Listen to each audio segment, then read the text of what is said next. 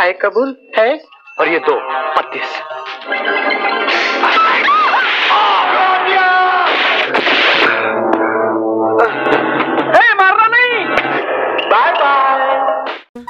Halo teman film pecinta India lawas dimanapun kalian berada, selamat datang kembali di channel ini ya. Channelnya orang yang suka nonton film India lawas dan mau bernostalgia boleh gabung di sini tempatnya. Film lawas berikutnya yang akan Mimin bahas yaitu film yang berjudul Sadap. Film yang dirilis pada tahun 1991 ini diperankan oleh aktor dan aktris lawas diantaranya Sanjay Dutt, Pujabat, Devak Tijori, Sadasip, Ngelima, dan masih banyak lagi yang lainnya. Film ini mengisahkan tentang seorang pria yang jatuh cinta pada wanita malam. Dia rela melakukan apapun demi mendapatkan pujaan hatinya. Namun masalah besar muncul saat sang mucikari mengetahui tujuannya dan bertaruh mempertahankan para wanita pekerjanya. Bagaimanakah kisah selengkapnya? Yuk gak berlama-lama lagi, kita kupas tuntas film ini. Oke guys, kita langsung saja ke alur ceritanya.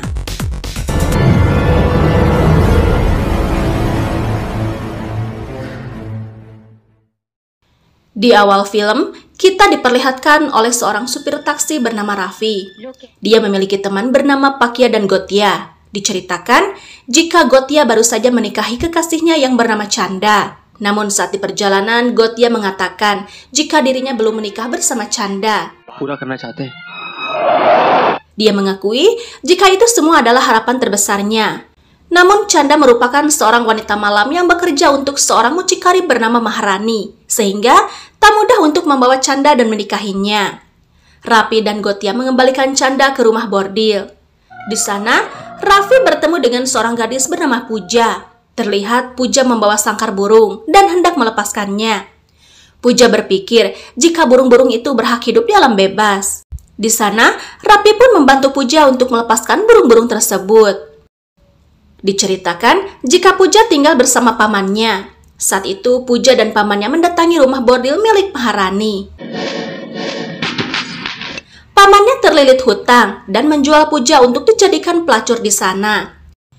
Puja tak bisa berkutik dan hanya bisa pasrah demi pamannya. Cerita pun berpindah. Raffi mendapat penumpang seorang inspektur bernama Irani. Sesampainya di tujuan, Raffi menolak ongkos yang dibayarkan. Irani berterima kasih dan berpesan jika Raffi butuh bantuan, jangan segan untuk menghubunginya. Diketahui, Raffi tinggal di mes milik bos taksi bernama Salimbai.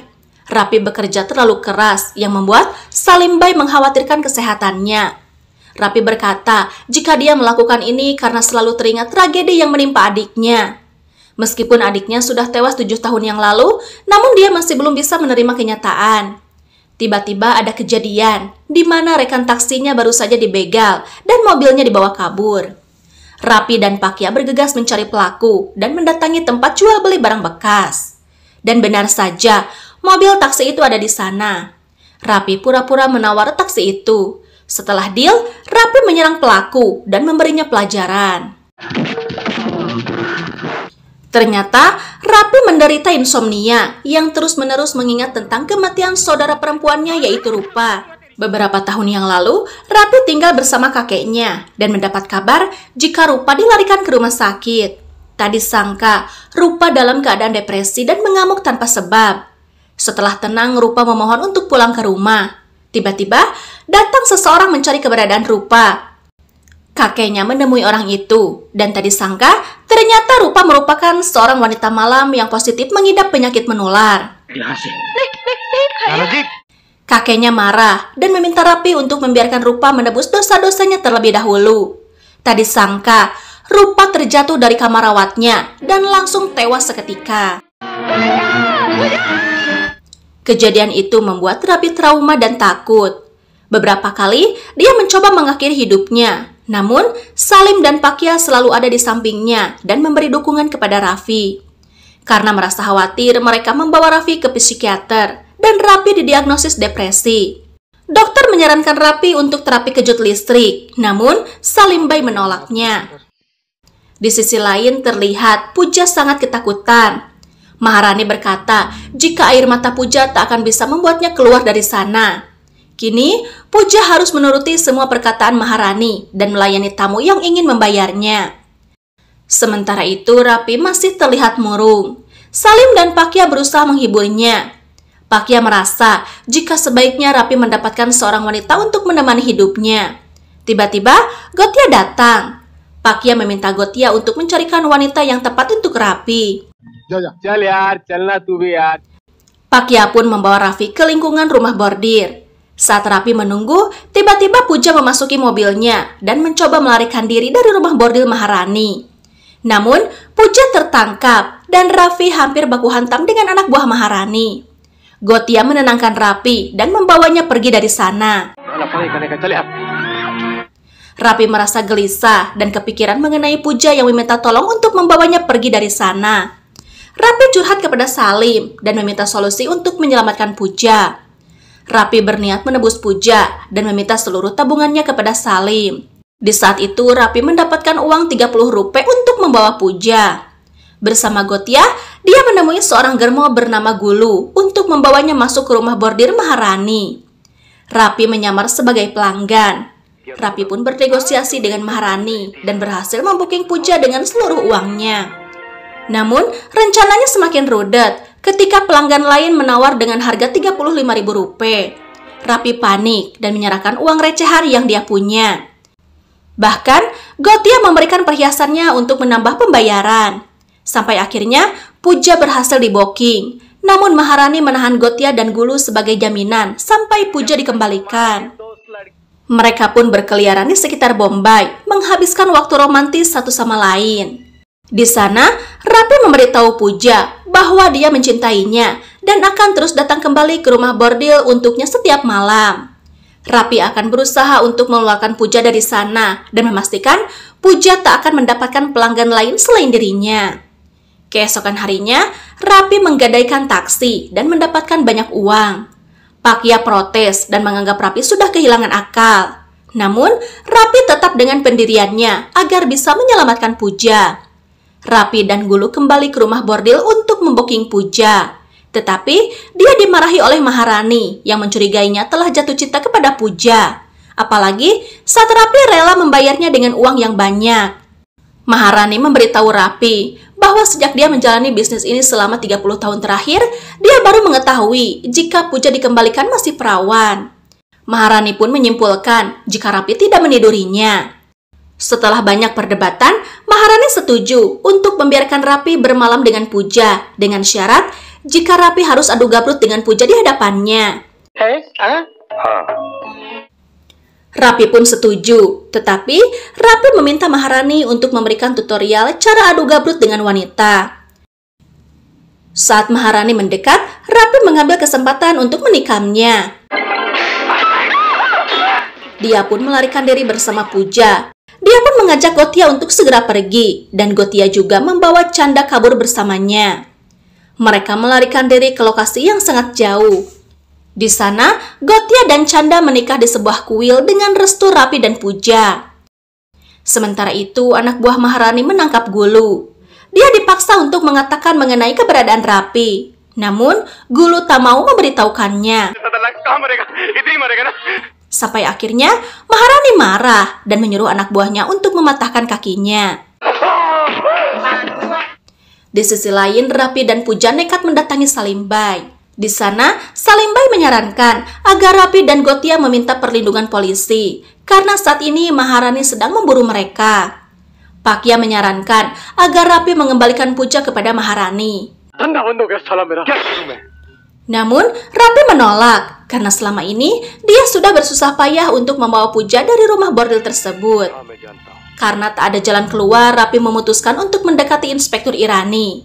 Awalnya, Rapi menceritakan mengenai identitas Puja dan tujuannya sampai saat ini. Rapi ingin agar Irani menangkap Maharani dan dijadikan tersangka. Irani kemudian meyakinkan mereka jika dia akan membantunya. Irani pun meminta mereka untuk menemuinya di suatu tempat pada waktu yang dijadwalkan. Irani berkata jika dia akan memancing Maharani agar datang ke tempat itu. Keesokan harinya, Rapi, Puja, Gotia, dan Chanda mendatangi tempat yang sudah dijanjikan. Namun, ketika keempatnya sampai di sana, mereka menemukan fakta jika Irani bersekongkol. Maharani dan anak buahnya sudah menunggu dan menyerang mereka dengan senjata api. Tembak-tembakan pun tak terhindarkan. Mereka bermain ucing sumput, namun Puja histeris ketakutan. Rapi mencoba melarikan diri menggunakan mobil polisi milik Irani. Namun saat keempatnya mencoba melarikan diri, Gotia dan Canda tertembak oleh Maharani dan mereka pun dilenyapkan. Rapi berhasil melarikan diri bersama Puja dengan mobil dinas milik Irani. Begitu mereka mencapai tempat aman, Rapi menghubungi Irani dan dia pun memperingatkannya bahwa Irani harus membayar mahal atas pengkhianatannya. Irani pun mendatangi Maharani. Dia panik ketika mendapatkan teror dari Raffi. Terlebih jika mobil dinasnya dibawa kabur Rapi. Irani terus kuku lutus yang membuat Maharani rungsing lalu melukai Irani menggunakan pisau cukur. Mengetahui dirinya menjadi buronan, Rapi berinisiatif merubah warna mobil milik Irani. Rapi terlihat tak sehat, namun dia menutupi lukanya dari Puja. Dalam keadaan berdarah-darah, Rapi menghubungi Salimbai. Dia pun memberitahukan mengenai keterlibatan Irani dengan Maharani. Rapi mengingatkan agar Salimbai selalu waspada dan menjaga diri. Kondisi Rapi semakin memburuk. Rapi berkata jika dia ingin kembali ke desa, namun dia tak ingin melibatkan Puja. Rapi merasa jika dia harus membalas kematian Gotia. Puja pun teringat jika dia memiliki saudara di daerah itu. Rapi kemudian mengantarkan Puja dan meninggalkannya di sana. Rapi berniat kembali ke desa, namun keadaannya sekarat. Pamannya menyarankan agar Rapi dibawa ke rumah sakit. Namun, Rapi menolak dengan alasan jika dia memiliki luka tembak, pastinya pihak dokter akan menghubungi polisi dan keberadaannya akan diketahui oleh Maharani. Puja dan pamannya merawat Rapi sebisa mereka. Pamannya lalu memanggil seorang tabib untuk menolong Rapi. Namun, tabib itu merasa tak sanggup dengan luka yang dialami oleh Rapi. Tabib itu hanya bisa memberikan resep herbal untuk diberikan kepada Rapi. Cerita pun berpindah. Tiba-tiba, Irani mendatangi Salimbai untuk mengorek informasi tentang Rapi. Irani berkata jika dia ingin membantu Rapi menyelesaikan masalahnya. Salimbai sudah mengetahui tujuan Irani dari informasi yang didapat dari Raffi. Salimbai bungkam dan berpura-pura tak mengetahui apapun tentang keberadaan Raffi. Irani percaya, namun tidak dengan Maharani. Dia memerintahkan untuk memata-matai Salimbai dan menyadap telepon di rumahnya. Sementara itu, Rapi perlahan pulih berkat bantuan tabib dan Puja yang selama ini merawatnya. Rapi merasa jika dia perlu menghubungi Salimbai. Namun, Paman Puja tidak memberikan izin karena kondisi Rapi belum sembuh total. Irani masih berusaha mencari informasi tentang Rapi. Dia menghubungi kepolisian di beberapa daerah untuk membantunya menemukan Rapi. Setelah merasa cukup sehat, Rapi diantar Puja mendatangi telepon umum untuk menghubungi Salimbai. Kebersamaan antara Rapi dan Puja membuat beberapa pemuda desa membicarakan mereka. Saat itu, Rapi berhasil menghubungi Salimbai. Rapi berkata jika dia membutuhkan sejumlah uang untuk melamar Puja. Rapi kemudian memberikan alamat agar Salimbai bisa mengirimkan uang melalui pos. Tiba-tiba, Irani ada di sana dan mengetahui jika Salimbai telah berkomunikasi dengan Rapi. Irani meminta alamat Rapi yang ditulis di atas kertas. Namun, Salimbai malah menelan kertas itu. Semakin hari, kisah asmara Rapi dan Puja semakin membara. Namun, hal itu tak disenangi oleh Paman Puja. Puja! Saat ini Rapi berada di kampung dan pamannya adalah orang yang lumayan dikenal. Dia tak mau jika kedekatan Rapi dan Puja akan menimbulkan permasalahan dan fitnah. Namun Rapi meyakinkan jika dia akan segera melamar Puja setelah mendapatkan kiriman uang dari Salimbai. Di sisi lain, Salimbai dalam situasi berbahaya. Dia diikat oleh Maharani dan dipaksa untuk mengatakan keberadaan Rapi. Salimbai tetap dengan pendiriannya untuk bungkam sampai kapanpun. Maharani kehabisan kesabaran dan dia pun melenyapkan Salimbai. Rapi kembali menghubungi Salimbai dan mendapatkan kabar duka dari Pakya. Saat Rapi selesai menelepon, dia melihat Paman Puja diganggu oleh warga desa. Mereka menghina keluarga Puja dan menganggap jika Puja menjalin hubungan tanpa pernikahan. Rapi tak terima dan dia pun menghajar mereka. Saat kericuhan terjadi, tiba-tiba datang polisi setempat dan melihat sosok Rapi yang menjadi buronan kota. Polisi kemudian menghubungi Irani untuk memberikan informasi. Rapi pun kembali ke rumah Puja dan meminta izin untuk kembali ke kota. Rapi merasa jika dia harus menyelesaikan masalahnya sendiri. Rapi tak ingin jika ada korban lain yang tak bersalah karena melindunginya. Puja tak menghalangi Rapi, namun dia memiliki sebuah permintaan jika Rapi harus menikahinya sebelum dia pergi. Rapi pun menyetujui keinginan Puja dan dia pun menikahinya di sebuah kuil. Setelah itu, Rapi berpamitan, namun tiba-tiba datang sebuah mobil jeep yang ternyata adalah Antek Maharani. Merasa panik, mereka pun melarikan diri. Udag-udagan dan adu jotos pun terjadi, sampai akhirnya Rapi berhasil dilumpuhkan. Tak lama kemudian, Maharani tiba dan dia pun menghajar Rapi bebeakan. Dalam situasi ini, Puja berhasil ditangkap oleh Maharani dan Rapi diikat pada sebuah tiang. Dengan ketidakberdayaannya, dia kembali mengingat penderitaan yang dialami oleh adiknya dan kini menimpa Puja. Rapi tak ingin jika Puja bernasib sama seperti adiknya. Tiba-tiba, Rapi mendapat gambaran mengenai orang yang telah melemparkan adiknya dari gedung rumah sakit. Kini Rapi menyadari jika Maharani adalah pelaku yang telah melenyapkan adiknya. Dia pun mendapatkan kembali kekuatan dan bersumpah untuk membalas dendam. Pertama-tama, dia mendatangi Irani. Dia melampiaskan amarahnya dan menembak kaki Irani. Dalam keadaan terluka, Irani mencoba melarikan diri dan meminta pertolongan.